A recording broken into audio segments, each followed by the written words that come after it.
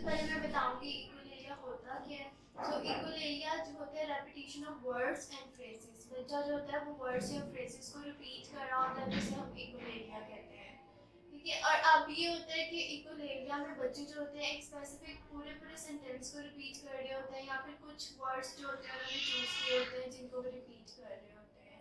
अब इक्वलेरिया जो है वैसे तो चाइल्ड डेवलपमेंट का एक नॉर्मल पार्ट है, लेकिन ये होता है कि जैसे टॉडलर जो होते हैं बच्चे जैसे जैसे बोलना सीखते हैं तो वो इमिटेट करते हैं साउंड्स को जो उन्होंने सुनी होती हैं। इक्वलेरिया जो है वो नॉर्मल पार्ट है चाइल्ड डेवलपमेंट का। जैसे जैसे बच्चा जो होता है बड़ा होता है बोलना सीखता है तो वो इमिटेट करने लग जाता है साउंड्स को जो भी उसने सुनी होती है। लेकिन ये होता है कि जैसे टिपिकली डेवलपिंग चाइल्ड है, जब वो बोलना सीखता है वो लर्न कर लेता है लैंग्वेज को और इसे अपनी कम्युनिकेशन में यूज़ करता है और एक्सप्रेस करता है अपने वांट्स और नीड्स को। लेकिन अगर over the age of 3 years पे बच्चा इक्वलेरिया कर रहा है तो इसका मतलब है कि ये प्रॉब्लम है। Over the age of 3 years ऐसा होता है कि काफ़ी बच्चे जो ऑटिज्म के साथ होते हैं, ऑटिज्म स्पेक्ट्रम डिसऑर्डर के साथ होते हैं, तो वो रिपीट कर रहे होते हैं और उनमें इक्वलेरिया होता है। अब ये होता है कि बच्चे पूरे पूरे सेंटेंसेस को या फ्रेजेस को रिपीट कर रहे होते हैं। और ज़्यादातर ये होता है कि इसकी दो टाइप्स भी हैं। दो टाइप्स में इमीडिएट और डिलेड इक्वलेरिया है। अब इमीडिएट इक्वलेरिया में क्या होता है कि बच्चा फ़ौरन से रिपीट करता है जो भी उसके सामने बोला जाता है। मैं बोल रही हूँ डू यू वांट जूस, बच्चा कहेगा डू यू वांट जूस, तो ये इमीडिएट इक्वलेरिया। या मैं बोल रही हूँ व्हाट इज दिस, तो बच्चा बोलेगा व्हाट इज दिस, तो ये इमीडिएट इक्वलेरिया की एग्जांपल है। और दूसरी जो टाइप है इक्वलेरिया की वो है डिलेड इक्वलेरिया। अब डिलेड इक्वलेरिया में क्या होता है कि बच्चा जो होता है वो एक मेमोराइज कर लेता है फ्रेज को और उसे over the period of time repeat करता है। जैसे कि फॉर एग्जांपल मैं बच्चा ये टीवी शो से भी सीख सकता है या फिर किसी कार्टून से भी सीख सकता है कि yes please do you like this drink, किसी ने बोला हो तो वो वही over the period of time उसे रिपीट करेगा कि do you want this, I like this, या कोई भी राइम्स जो उसने उसमें से वर्ड्स को या फ्रेज को कॉपी कर लेगा कि यस आई लाइक दिस, तो वो बोलेगा यस आई लाइक दिस। तो ये होता है कि इसकी टाइप्स जो होती हैं वो वेरी करती हैं कि डिलेट में जो है वो और सिम्टम्स होते हैं और इमीडिएट जो होता है उसमें और सिम्टम्स होते हैं।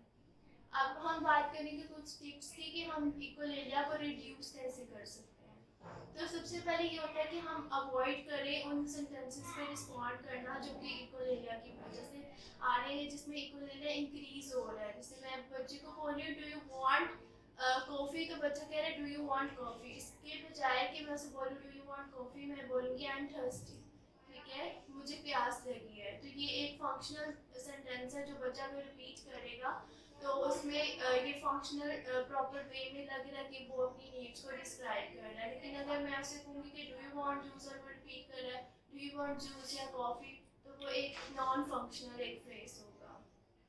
दूसरी टिप ये हो सकती है कि हम कर सकते हैं कि एक आई डोंट नो की स्ट्रेटजी सिखा सकते हैं, क्योंकि बच्चा हमेशा तब रिपीट करता है जब वो कोई चीज़ जो होती है जो उसने अंडरस्टैंड ना कर रहा हो, कुछ स्टेटमेंट्स अंडरस्टैंड ना कर रहा हो या फिर कुछ इंस्ट्रक्शंस को अंडरस्टैंड ना कर पा रहा हो, तो वो रिपीट करना शुरू कर देता है। तो हम आई डोंट नो की स्ट्रेटजी सिखा सकते हैं बच्चे को कि कुछ बातें जो उसे समझ नहीं आ रही तो उस पर वो आई डोंट नो बोले। ठीक है, जिसमें उसे कह रही हूँ कि व्हाट इज दिस, उसे नहीं पता कि क्या चीज़ है तो वो बोले आई डोंट नो। और इसके अलावा हम ये कर सकते हैं कि बच्चे को एक करेक्ट रिस्पॉन्स सिखा सकते हैं कुछ क्वेश्चंस पे। कि मैं उसे बोल रही हूँ व्हाट इज रोज, तो मैं फौरन बोलूँगी फ्लावर। ठीक है, मतलब मैं इको कर रही हूँ या फिर मैं रीइंफोर्स कर रही हूँ एक स्पेसिफिक वर्ड को कि व्हाट इज रोज, काफी बोल दिया फ्लावर, तो बच्चा हमेशा लास्ट वाले वर्ड्स को रिपीट करेगा।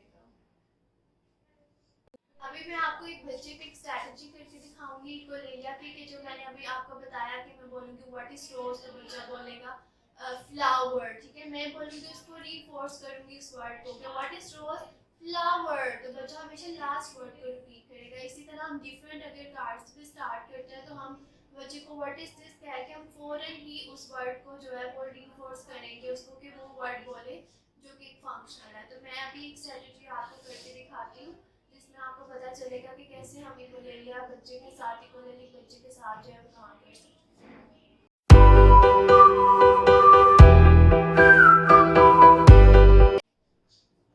कैसे हो राफे, कैसे हो? मैं ठीक हूँ। कैसे हो? What is this? What is this? Aunt. ये क्या है? Aunt. ये क्या है? Aunt. ये क्या है? Aunt. Rafi, what is this? Boat. What is this? Boat. What is this? Boat. ये क्या है? Boat. What is this? What is this? क्या है? ये डोल है। ये क्या है? डोल। ये क्या है? डोल। ये क्या है? डोल। Good. ये क्या है? Chicks. ये क्या है? Chicks. ये क्या है? Chicks. ये क्या है? Chicks. Good. ये क्या है? Forehead. ये क्या है? Forehead. ये क्या है? Forehead. Very good. ये क्या है? Eyes. Good job. High five. Very good. ये क्या है? Nose. Very good. ये क्या है? ये क्या है? ये क्या है? ये क्या है? Mouth. ये क्या है? Mouth. ये क्या है? Mouth. Good job. High five. अभी आपने देखा कि जिसमें मैंने बच्चे के ऊपर फॉर्म किए कि स्ट्रेटजी की व्हाट इज दिस, तो उसने रिपीट किया मुझे कि व्हाट इज दिस। तो बजाय इसके कि आप बोले व्हाट इज दिस, आप फौरन उस वर्ड को रीइंफोर्स करते हैं। मैंने बोला व्हाट इज दिस माउथ, बच्चे ने उस वर्ड को रिपीट किया कि माउथ। अगर मैं उसे बोलती व्हाट इज दिस, ये क्या है, ये क्या है, ये क्या है, बार बार तो वो बोलते हैं ये क्या है, ये क्या है, तो आप बजाय इसके कि करने के ये क्या है, ये क्या है, आप बोले माउथ। या फिर आप जो भी इसको करवा रहे हैं वोकैबुलरी में या कुछ भी सेंटेंसेस खुलवा रहे हैं, तो आप कोशिश करें कि ज़्यादा से ज़्यादा क्वेश्चनिंग ना करें, बल्कि आप उसको आंसर दें, क्योंकि उससे कोई स्टेटमेंट को अंडरस्टैंड नहीं कर पा रहा कि आप उससे क्या पूछ रहे हैं। उसे नहीं पता कि क्वेश्चन है तो इसका आंसर देना है मैंने। तो आप बच्चे को हमेशा सिखाएंगे व्हाट इज दिस और फौरन बोल दिया उसको, ठीक है। फिर आप ये करें कि उसके अंदर टाइम जो लिमिट है उसको इंक्रीज करते जाएं। मैंने इससे बोला था बच्चे को, जैसे अभी मैंने बोला व्हाट इज दिस, उसने फौरन बोल दिया नोज, क्योंकि उसे इस बारे में पता था कि नोज है, लेकिन माँ को उसको नहीं पता था। तो वो ऑब्वियसली हमें भी समझ नहीं आएगी, तो हम रिपीट करेंगे, हम चुप हो जाएंगे, तो बच्चा भी जो है वो रिपीट करता है, यहाँ पे म्यूट पे चला जाता है। तो आप फौरन करें कि व्हाट इज दिस करके आप फौरन उस चीज़ का आंसर करते हैं, फिर उसके बाद टाइम लिमिट को इंक्रीज करते जाएं, तो बच्चे को समझ आ जाएगी अगली बार कि मुझसे क्वेश्चन हो रहा है तो मैंने इसका आंसर दिया।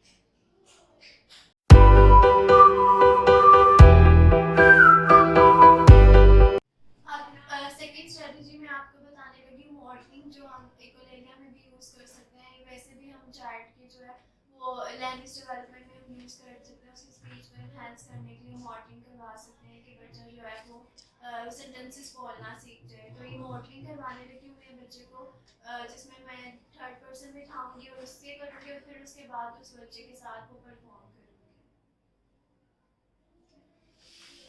What is this? Mug. Very good. High five. What is this? Oh, cup. It's a mug. What is this?